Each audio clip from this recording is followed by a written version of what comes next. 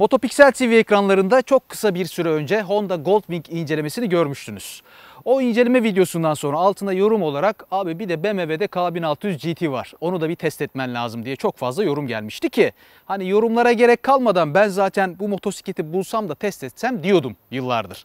Çünkü gözlerine vurulduğum, aşık olduğum bir tasarıma sahip olan bir motosiklet olduğu için sürüş dinamiğini de merak ediyordum. Tabi böyle bir motosikleti testte bulmak çok zor. Emre Yazan ismini takipçilerimiz bir yerden bir şekilde hatırlar. Çünkü Türkiye'de ilk defa CB125R'ı satın alan, X-Max 300'ü satın alan ve bize teste veren sağ olsun bir isimdi Emre abi. Geçenlerde Instagram'da bir post paylaşmıştı bu motosikletle. Ha dedim, Emre abi bu motordan almış dedim. Hemen yanına gittim. Abi şu anahtarı hele bir ver bakalım dedim. Sağ olsun beni kırmadı. Kırmaz hiçbir zaman. Beni çok sever. Ben de onu çok severim.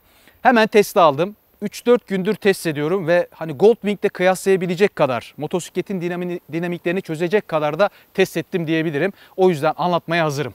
Hazırsanız bu bölümdeki konuğum BMW K1600 GT.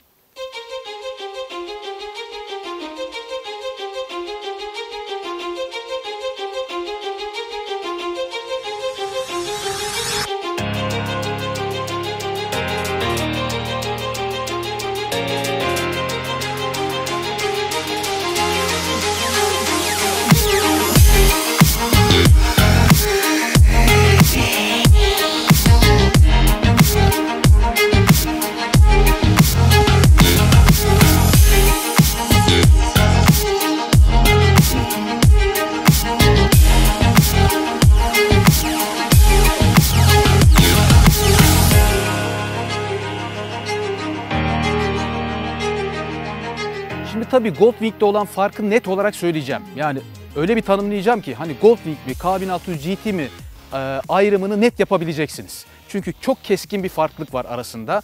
Bunu net söyleyeceğim ama oraya gelmeden önce bu güzel motosikletle, bu güzel motosikletin tasarımıyla başlamak istiyorum ki ben yıllardır BMW'nin şu baykuş gözü tasarımına, bu K1600 GT RT versiyonlarında olan baykuş gözü tasarımına hastayım. Hayranım, vurgunum, tutkunum öyle söyleyeyim. Hatta hani birçok markanın da bu gözü taklit ettiğini de biliyoruz. BMW'ye has bir tasarıma sahip bir gözü var. Sadece göz değil tabii. Bu gözde eşdeğer olarak sportif bir duruşu ve gerçekten dışarıdan bakıldığında çok albenili görünen bir motosiklet tasarımına sahip. BMW'nin kendine has özel boxer motorunu kullanmıyor. Paralel 6 silindirli bir motor bloğu var ama telelever, paralever bir de duo lever diyorlar ya. O sistemi kullanan bir teknolojiye sahip. Yani bir süspansiyon aerodinami yapısına sahip. Elektronik süspansiyonlu ESA denilen. Yani önde yerdeki darbeleri, yerdeki kasisleri öndeki çatalla değil de şasiye bağlı olan bir yay mekanizmasıyla sönümleyen, arka paralever sistem başka BMW'ye özgü bir bağlantı sistemi olan, Goldwing de aynı sistemi kullanıyor artık. Dolayısıyla konfor olarak yol motosikleti, uluslararası seyahat motosikleti olarak bakıldığında daha öte bir konfor, benim bilmediğim, olamayacağını düşündüğüm bir konfora sahip motosiklet. Teknoloji olarak buradan başlamış olayım. Bunun haricinde hani BMW'ye özgü olan yine integral ABS sistemi var. Yani ön frenle arka fren kombin çalışıyor. Sadece ön fren size yeterli. Aynı zamanda integral ABS, arkaya da ABS uygulayabilen bir teknolojiye sahip. Bunun yanında traction control var ki Honda Goldwing Bagger'da traction control yoktu. Bunun üzerinde var, kapatılabiliyor. Bunun yanında hani teknolojik olarak işte oynayabilen ön cam Goldwing'de de var. Bu tarz motosikletlerde olması lazım. Elce kısıtma standart geliyor. Koltuk ısıtma standart geliyor. Artçı koltuğunun ısıtması standart geliyor. Motosikletin kilit mekanizması kumandaya entegre. Yani şu kumandayı aldığınızda, şu kumandada hani otomobilde bulunan teknoloji. Şöyle bastığınızda motosikletin bütün sistemi kilitleniyor. Bütün o arka çantalar, yan çantalar, yanlarda bulunan o küçük ufak torpido gözleri, kontak falan hepsi kilitleniyor. Bir daha bastığınızda sesi duydunuz, alarm devreye giriyor. Yani bildiğiniz otomobil teknolojisi var. Bu kilit mekanizması, güvenlik mekanizması bir daha bastığınızda açılmış oluyor. Kontağı takayım, şu baykuş gözlerin ledleri açık kalsın ki böyle güzel görünsün. Yavru ya. Hah, müzik de açıldı. Müziği kapatayım. Teknolojik olarak böyle. Tabii bunun yanında bu seyahat motosikleti, uluslararası yol motosikleti, kıtalar arası yol motosikleti olduğu için bu motosikletlere müzik sistemi yerleştiriliyor biliyorsunuz. Müzik sistemi çok iyi değil, çok başarılı değil. Onu net söylemem lazım. Yani Goldwing kadar güçlü bir hoparlör sistemi yok. Büyük ihtimalle hani aksesuar donanımı içerisinde vardır. Hani daha iyi, daha yüksek ses veren hoparlör sistemi ama üzerinde bulunan müzik sistemi çok başarılı değil. Elinizi hiç kollardan kaldırmadan yani elciklerden kaldırmadan bütün sistemi kontrol edebiliyorsunuz. Motosikletin bütün elektronik ve teknolojik sistemini kontrol edebiliyorsunuz ki Goldwing'de biliyorsunuz böyle bir otomobil konsoluydu. Her tarafta düğmeler, sağda solda düğmeler, ortadaki o depo üzerindeki düğmeler falan vardı. Bunda öyle değil. Bunda daha az düğme var. Koldan hepsiyle kontrol edilebiliyor ama Goldwing'e göre daha zor. Kontrol etmesi daha zor. Yani birçok sayfaya girip çıkmanız gerekiyor bütün kontrolleri sağlamanız için. Böyle bir teknolojisi var. Bunun haricinde abi böyle teknolojik özellikleri var. Yani teknoloji olarak full. ESA'dan bahsettiğim süspansiyon ayarlarını yapabiliyorsunuz. Artçılı kullanıma, yüklü yüksüz kullanıma göre ayarlarınızı yapabiliyorsunuz. İşte navigatör alırsanız BMW'nin navigatörünü lastik basıncından tutun da gün doğumundan gün batımına kadar bütün özellikleri alabileceğiniz bir teknolojiye sahip bir model. Teknolojik olarak müthiş, görüntü olarak müthiş. Fakat gelelim Goldwing'i incelemiş biri olarak, 1800 cc'lik bir motoru incelemiş biri olarak bu 1600 cc'lik motor bloğunun özelliklerine. Evet, tabii incelemesini yaptığımız motosiklet 2013 model olunca BMW Motorrad İstinye mağazasına geldim ve yeni kasalarıyla arasında ne farklar var öğrenmeye çalıştım. Şurada 3 tanesini 2013, 2019 ve 2015 GTL versiyonunu yan yana koydum. Ve buradaki Mert abimize sordum arada ne farklılıklar var diye. Yani 2013'ü biz tanıtıyoruz ama adam 2019 kasa almak istiyor belki. Ne gibi değişiklikler var diye anlatalım istedim. Şöyle değişiklikler varmış. Makyaj abi. Genel olarak şöyle zaten gördüğünüzde buradaki 2013, bu 2019. Böyle renklerde ufak böyle dokunuşlar var. Makyaj farkı var. Motor blokları aynı. Motor bloğu olarak hiçbir farklılık yok. Bunun haricinde şaftlı sistem biliyorsunuz bunların şanzıman sistemi. BMW'nin şaftını bilenler bilir. Biraz böyle ses yapar. Biraz tak tuk diye geçer. Arada yalancı vitesler vardır. Şanzıman sistemi düzeltilmiş. GT versiyonları BMW GT, K1600 GT'ler arka top case'le gelmiyor. Görmüş olduğunuz gibi yan çantalarla birlikte geliyor. Böyle bir farklılık var ve 2017 yılında GT'lere, GT ve GTL'lere geri vites eklenmiş. Böyle bir farklılık var 2017'de. Yani bu görmüş olduğunuz GT geri vitesli. Bu görmüş olduğunuz GT'de geri vites yok.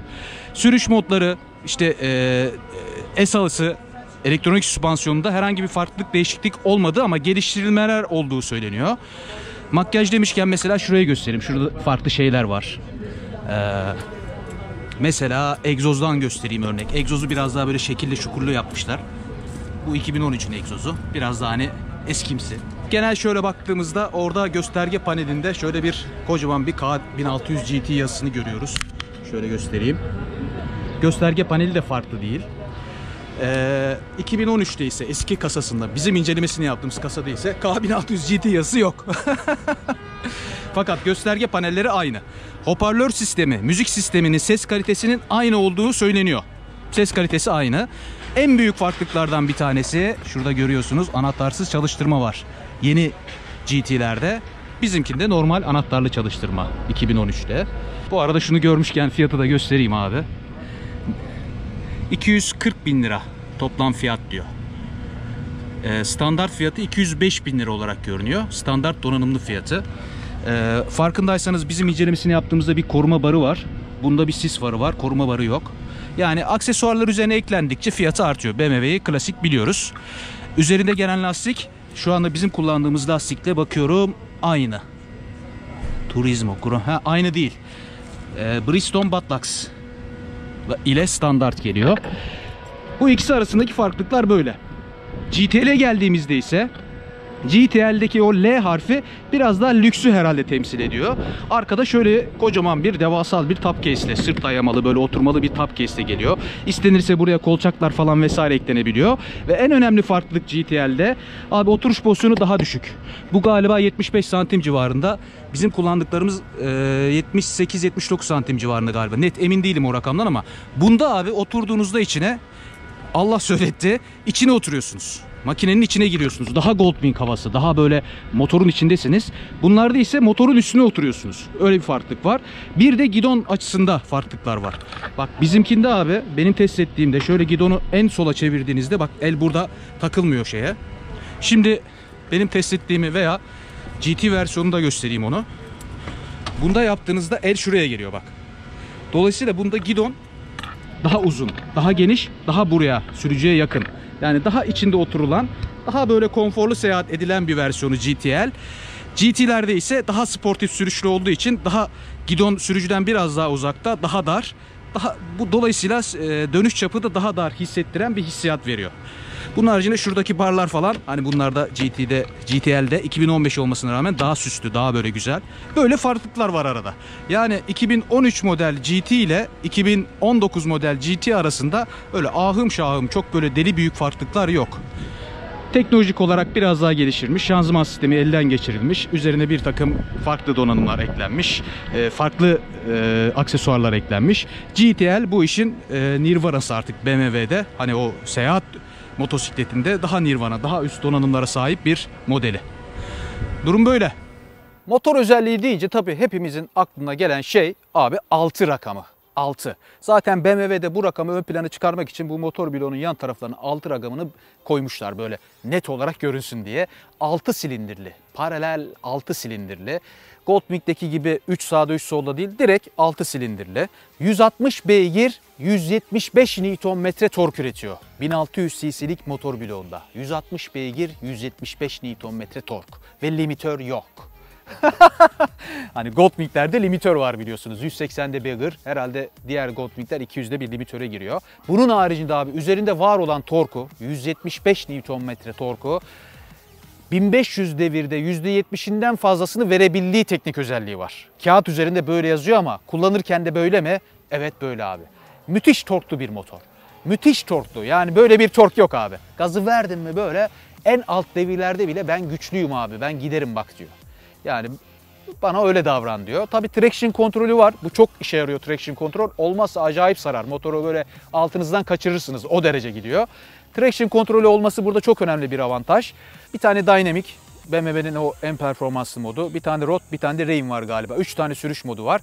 3 sürüş modunun süspansiyon ayarını otomatik olarak kendisi ayarlıyor. Ama ve lakin sizin de müdahale etmenize izin veriyor. Yani çok böyle rebound, geri sekme falan onlara çok detaylarına giremiyorsunuz ama en azından atıyorum Dynamic modu aldınız, yüklü bir kullanım yapıyorsunuz. Çok sert bir süspansiyon aldı diyelim. Onu yumuşatabiliyorsunuz. En azından buna izin veriyor. Bu anlamda da güzel. Goldwing 1800 cm3 olmasına rağmen, bu 1600 olmasına rağmen Goldwing'den çok daha performanslı. Bu net.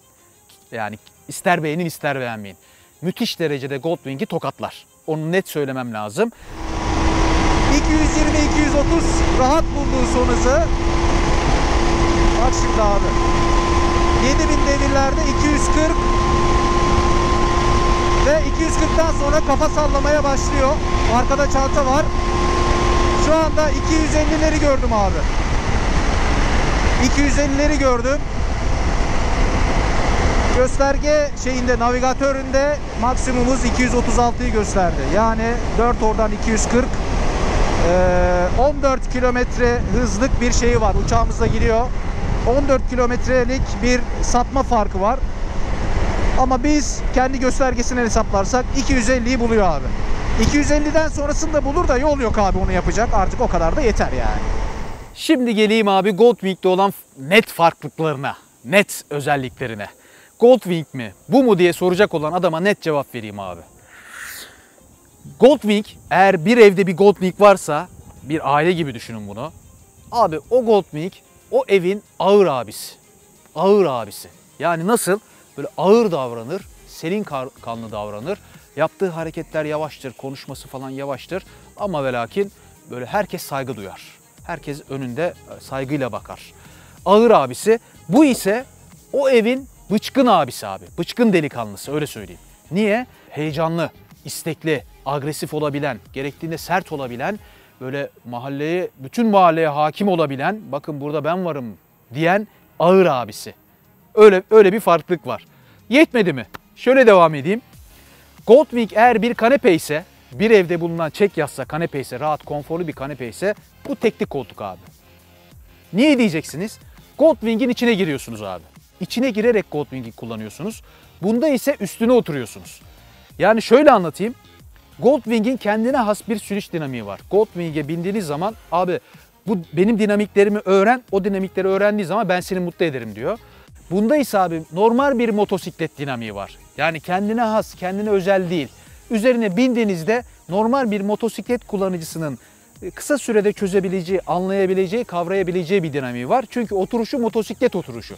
Standart bir motosikleti kullanır gibi kullanabileceğiniz bir aerodinamisi, oturuşu, performansı var. Aradaki farklar bunlar. Yetmedi mi? Devam edeyim. Goldwing'de limitör var. Az önce de bahsettim. Hız motoru değil Goldwing. Uzun yolculuklarda konforlu seyahat etme motoru. Bunda ise limitör falan yok abi. Dolayısıyla daha performanslı seyahat etmek isteyen, gerektiğinde abi 200-250 ile basacağım diyen adama hitap ediyor. Goldwing'de ise hız arama abi 180'de 200'de limitöre girerim ama seni konforlu seyahat ettiririm diyor. Goldwing'de mesela yan çantalar çıkmıyor. Onları çıkaramıyorsunuz. Aynı zamanda içine böyle tam kaskları, full face kaskları alacak kadar da geniş değil. Yeni Goldwing'lerden bahsediyorum, 2018 tabii. Bunda abi istediğiniz gibi yan çantaları çıkarabiliyorsunuz. İçine kask sığabiliyor. Öyle bir özelliği var. Goldwing'de traction control bagger'da yok. Bunda var. Goldwing'de hani ısıtmalı koltuk standart gelmiyor. Isıtmalı artçı koltuğu standart gelmiyor. Elcik ısıtmalar standart gelmiyor diye hatırlıyorum. Bunda hepsi standart üzerinde geliyor. Goldwing'de 21 litre ki 2018'deki kasada düşürüldü o 21 litreye. Hani ağırlıkta falan biraz da yakıt gideri düşürüldüğü için falan 21 litre. Bunda 26,5 litreler civarında.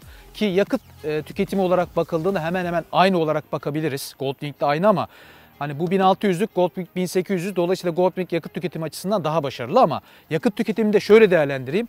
Abi yakmak istemezseniz yakmayan motorlar. 5 litreye kadar düşürebilirsin yakıt giderini. Ama yaktırmak istersen de böyle benzini içerken görebileceğin motorlar. Öyle bir özelliği var. İkisi için de geçerli bu. Bunlar haricinde de abi Goldwing bir Japon, bu ise Alman. Hani otomobilde şey vardır ya Japon alacaksın ya Alman alacaksın diye.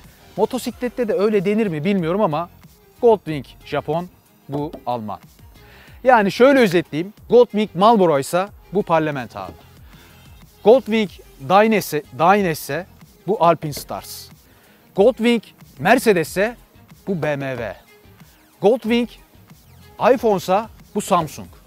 Anlatabiliyor muyum? Yani hepsinin bir kitlesi var, hepsinin özellikleri var, hepsi çok kaliteli markalar. Dolayısıyla hani o ikili ayrımı göz önünde bulundurarak ancak böyle tanımlayabilirim diye düşünüyorum. Benim kişisel olarak kanaatim şu, kişisel şeyimi de söyleyeyim.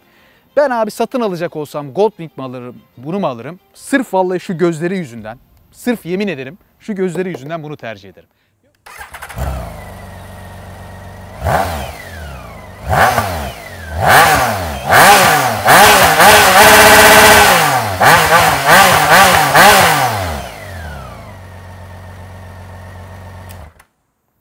Tabii eksilerde ilk ne sayacağız abi? Tahmin ediyorsunuz fiyat.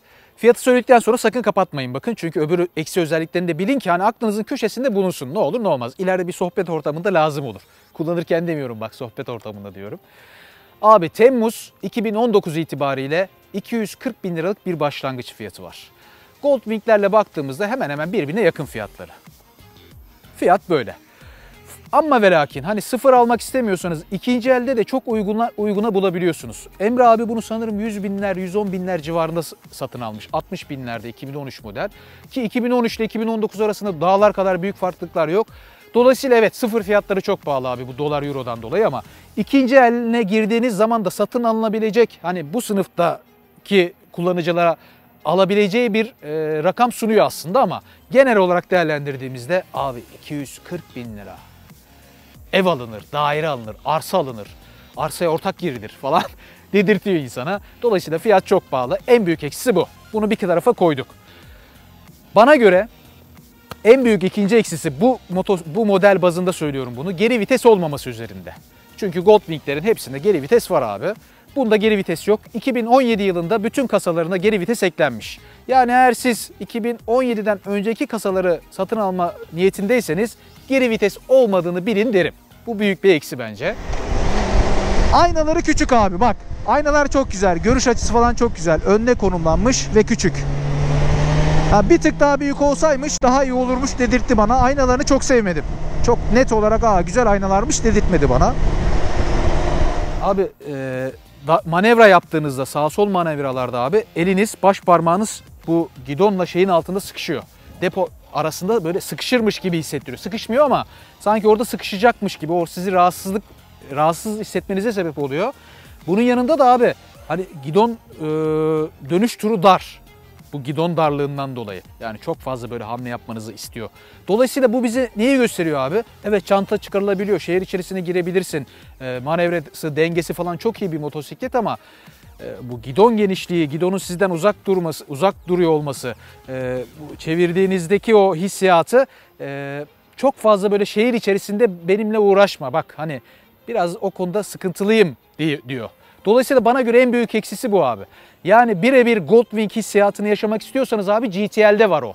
Gidon daha yakın, daha geniş, gidon çapı geniş olduğu için bu manevralarda size o korkuyu hissettirmiyor ve selesi daha alçak olduğu için daha böyle içine oturarak seyahat etmenizi sağlıyor. GT daha sportif olduğu için böyle bir hissiyatı var. Benim beğenmediğim, eksi olarak görebileceğim en önemli yönü burası. Yalnız bu arada şehir içi trafik kullanımında bayağı bir ısınıyor, onu fark ettim. Hatta hararet göstergesi bile epey yükseldi. Hani sıkıntı yok ama şu sağ tarafımdan bildiğin alev geliyor yani. Sağ tarafımdan. Soldan da geliyor ama sağ biraz daha fazla gibi sanki. Bayağı ısınıyor abi. Bayağı ısınıyor yani. Benim en beğenmediğim yönlerinden bir tanesi de abi şanzıman sistemi. Yani motoru kullanırken kesinlikle şeyi istiyorsunuz. Bir quick shifter ihtiyacı var. Çünkü müthiş bir motor. Sesiyle, gidişiyle, gaz hissiyatıyla, torkuyla müthiş bir motor. Sanki böyle quick shifter'lı bir motormuş hissiyatı veriyor. Aratıyor yani. Quick shifter aratıyor ki 2017 yılından sonra üzerine quick shifter eklenmiş. Bundan yana problem yok. Yeni kasalarında quick shifter var. Bu kasada olmadığı için bu bana göre büyük bir eksi. Bunun yanında BMW'nin hani o şaftlı sisteminden memnun olmayan birçok kullanıcı vardır. Şaft sesi, vites geçişleri, yalancı viteslerin olmasından dolayı şikayetçi olan birçok kişi vardır. Bunda da var abi. Vites geçişlerinde problemler var. Tak, tuk, şılak, şuluk diye geçiyor.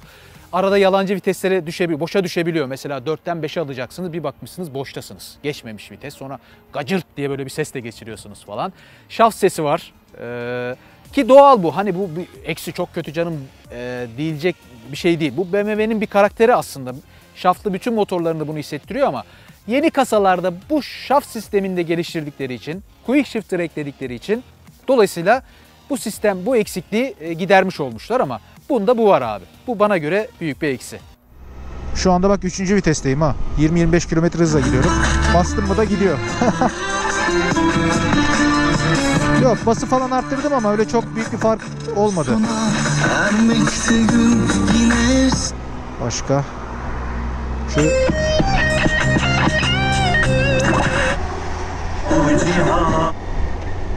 Bulmakta zorlanırım, severim. Abi bir tane güzel müzik bulamadık ya.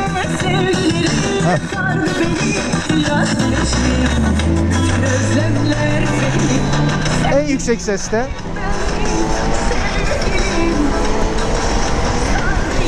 Oo, uçak üstümüzden geçti, ulan bu gölge ne diyorum ben de ya. Bir şey geçti ama canavar mı geçti falan diye. Uçakmış meğerse. Bak abi, görüyor musun? Şu anda en yüksek sesteyim. Hızım şu anda 130-140 civarında. Çok öyle net sesi duyamıyorum yani. Ya o ses olayı güzel değil. Onu beğenmedim abi. Onu beğenmedim. Yenilerde de böyleymiş. Öyle söylediler. Tabii şimdi eksileri değerlendirdikten sonra şunları es geçmeyeyim abi, şu kanatları. Burada böyle görüyorsunuz, burada kanatlar var. Nereden açılıyor? Abi bunları açtığınızda bak, hani Goldwing'de böyle bir şey yok. Bu motosiklete özgü bir şey. Bunu yapan mühendislerin elini öpmek lazım. Abi bunu nasıl düşündünüz ya? Nasıl düşündünüz diye insana sordurtuyor. Bunu açıp seyahat ettiğinizde abi şuradan öyle bir rüzgar geliyor ki böyle püfür püfür. Klimanın içinde seyahat ettiriyor sizi. Kapattığınızda abi rüzgarı kapatıyorsunuz. Hani kışın kullanırken kapat abi. Yazın seyahat ederken aç. Şöyle aç. Abi her tarafınız böyle rüzgar ala seyahat ediyorsunuz. Müthiş bir teknoloji bu. Bunu yapan mühendisin ellerinden öpmek lazım. Tebrik etmek lazım. Böyle güzel bir teknolojisi var. Şimdi frenlerine, lastiklerine falan onlara çok girmeyeyim. BMW abi, yani nesini anlatacağım. Müthiş. Müthiştir diyorsunuzdur zaten. Müthiş frenlemesi var. İntegral ABS. Lastikler üzerinde zaten gösterdik. İyi lastiklerle geliyor falan. Sonuca geleyim abi. Çok uzatmayayım. Hani sonuçları ne diyeceğim abi, yani nasıl anlatacağım ki? Benim zaten yıllardır gözlerine vurgun olduğum, tipini, tasarımını, tarzını sevdiğim, beğendiğim BMW'yi zaten seviyorum, beğeniyorum. BMW kalitesini seviyorum. BMW'nin kendine has teknolojisini seviyorum. Dolayısıyla benim çok sevdiğim, çok beğendiğim bir model. K1600 GT. Param olsa da alsam. Ama yok. Umarım ileride olur. Olursa da alır mıyım? Alırım abi. Vallahi alırım. Olursa alırım da. Allah nasip etsin, ne diyeyim. Allah herkese nasip etsin. Bu motosikleti alabilecek parayı kazanmayı nasip etsin diyeyim. Böylelikle bitirmiş olayım. Lütfen beğenip abone olmayı unutmayın. Kendinize iyi bakın. Tekrar görüşmek üzere. Hoşça kalın.